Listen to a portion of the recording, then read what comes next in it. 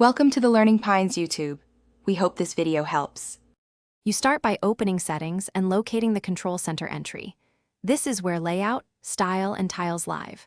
Once there, make sure the new Control Center option is enabled if available, because the old style won't show customization features. Tap Customize or Edit right away to enter the editing view.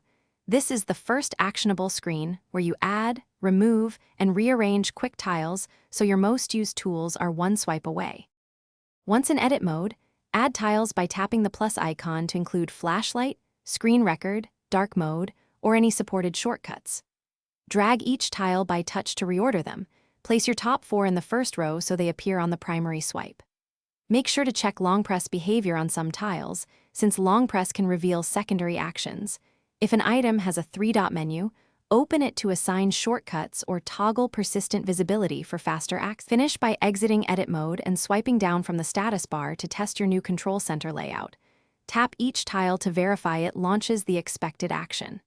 If a tile behaves oddly or duplicates, return to Customize and use Reset to Default, then rebuild selectively.